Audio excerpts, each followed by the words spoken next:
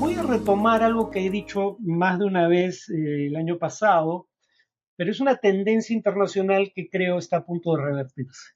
La tendencia en cuestión es la siguiente. Entre 2018 y fines de 2023 se realizaron 19 elecciones presidenciales en América Latina, en 18 de las cuales fue derrotado el oficialismo. Aquí diría que primero no estamos contando dentro de las 19 las elecciones de Nicaragua y Venezuela, porque no son elecciones genuinamente competitivas, ¿no?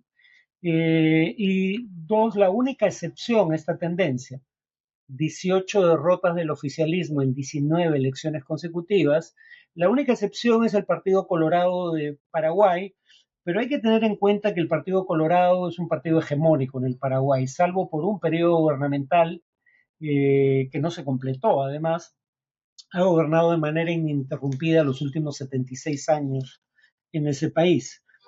Decía en un podcast anterior que un patrón tan evidente no podía explicarse por causas privativas a cada uno de los países. Es difícil creer que en los 18 de estos 19 países donde hubo elecciones hubiera causas locales que ayuden a explicar que siempre pierda el oficialismo, incluso cuando no presenta candidato, casos de Perú y Ecuador.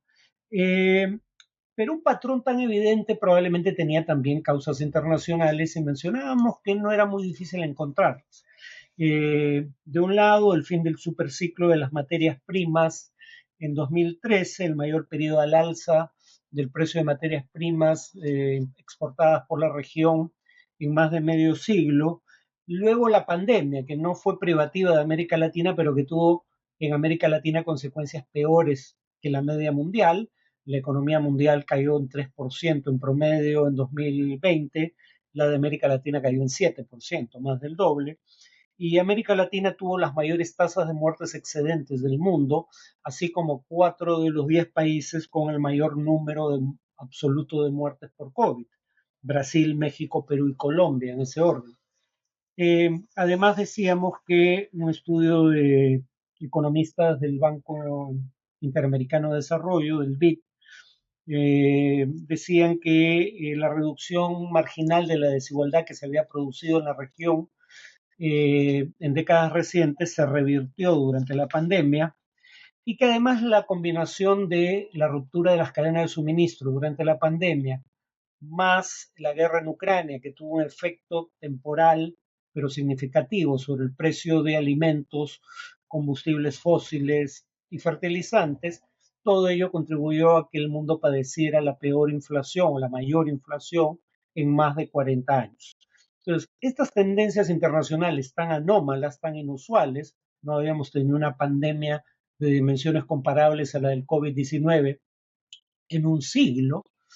Eh, Esto ayuda a entender el descontento con el oficialismo en la región, que casi siempre el oficialismo pierde elecciones. Pero además habían dos causas regionales que podrían invocarse para explicar el descontento con el oficialismo. En 2016 se hace público el mayor caso de corrupción en la historia de la región, el caso Lavallato. Solo una empresa, la más importante involucrada en ese escándalo, Odebrecht, confiesa haber pagado sobornos por 788 millones de dólares y ahora parece que esa estimación es una subestimación, vale la redundancia, del monto real, porque sabemos que en el Perú parecen haber pagado mucho más de lo que confesaron en esa ocasión.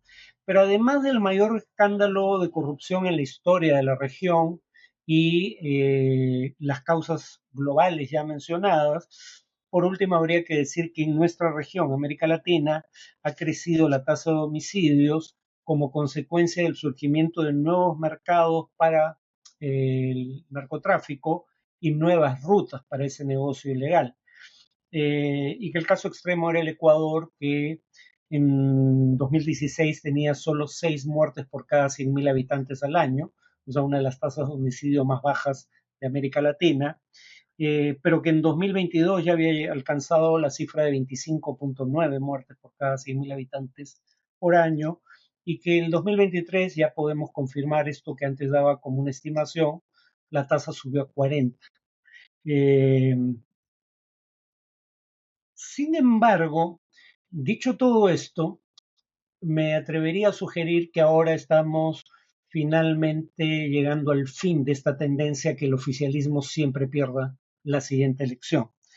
Primero lo vamos a ver muy pronto en El Salvador, cuando, como indicamos en la sección de noticias, eh, el presidente Bukele busque la reelección.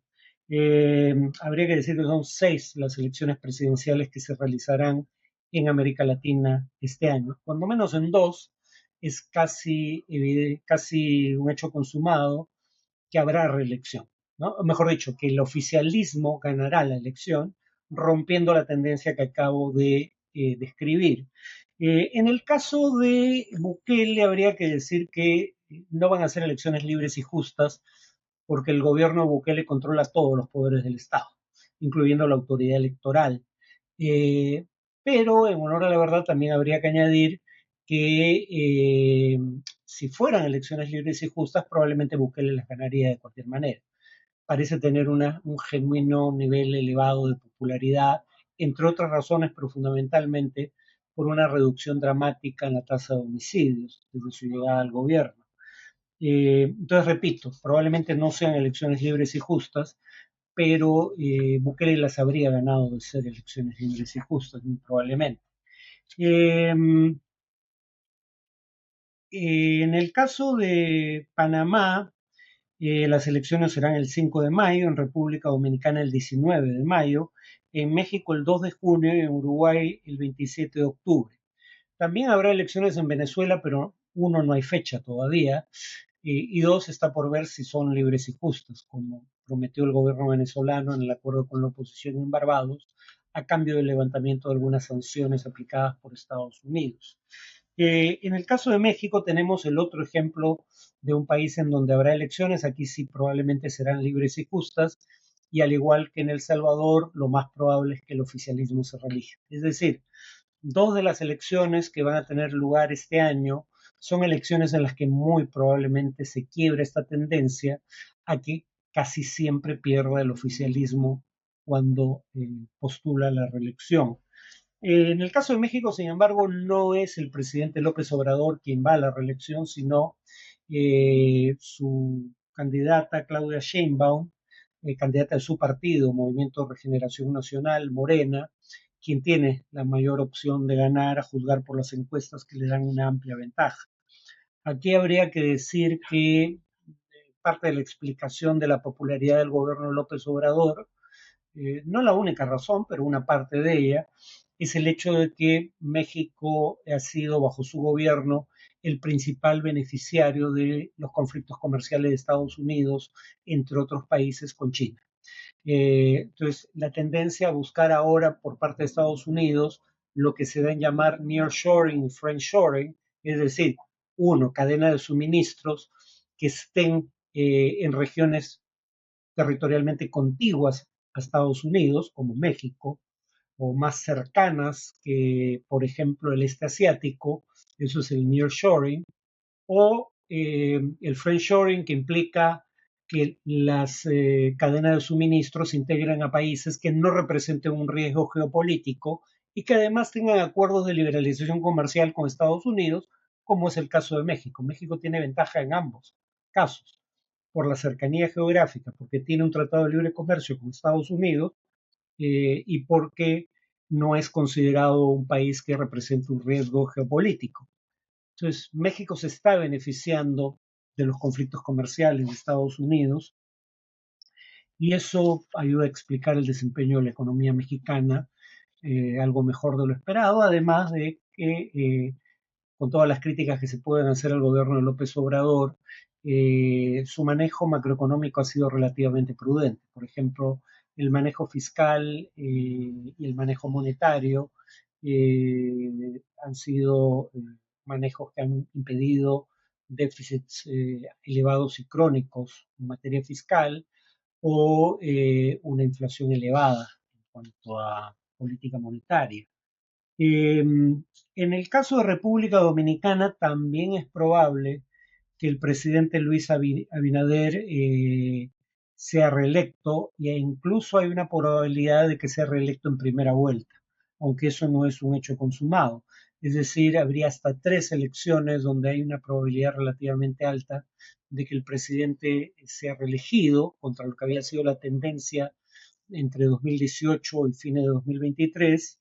eh, y en esta también es una elección, estamos ante una elección libre y justa, no como en el caso de El Salvador. En Panamá es menos probable que el oficialismo se reelija, entre otras razones porque, como mencionamos en este podcast, acaba de haber protestas contra un contrato minero que finalmente fue declarado inconstitucional por la Corte Suprema. Pero aunque el expresidente Ricardo Martinelli es favorito en las encuestas, una condena reciente de 10 años de prisión por lavado de dinero podría sacarlo de la contienda si es ratificada por la Corte Suprema. Finalmente, en Uruguay, en cuanto a las elecciones que probablemente sean libres y justas, los sondeos otorgan una ligera ventaja a la coalición opositora Frente Amplio que gobernó entre 2005 y 2020. Pero claro, en el caso uruguayo todavía es temprano para, digamos, establecer tendencias, porque ni siquiera se han nominado los candidatos en elecciones internas de cada fuerza política que se realizarán en junio próximo. En Uruguay, si nadie obtiene mayoría absoluta, 50% más uno de los votos en primera vuelta, habrá una segunda vuelta con los 2 primeros lugares en noviembre. Y en el caso de Venezuela, la gran pregunta es si las elecciones serán libres y justas. De darse ese caso, es difícil ver cómo podría ganar la reelección un presidente como Maduro, que cuenta con alrededor de un 15% de aprobación popular. Pero claro, si bien el gobierno y la oposición llegaron en octubre del 2023 a un acuerdo en Barbados para realizar elecciones el segundo semestre del 2024, sin especificar una fecha específica, a cambio y que además el gobierno debe liberar presos políticos y levantar la inhabilitación que pesa sobre candidatos de oposición, en particular María Corina Machado. Todo eso a cambio de que Estados Unidos levante alguna de las sanciones contra el país por un periodo de 6 meses. Todavía queda por verse si se realizan elecciones del segundo semestre de 2024. Algunos creen que el conflicto con Guyana fue atizado precisamente para tener un pretexto para postergar las elecciones, y si se realizan, si cumplen con las condiciones de ser libres y justas bajo estándares internacionales, ¿no? Repito, en ese escenario es difícil ver cómo, de darse, el oficialismo podría conseguir la reelección.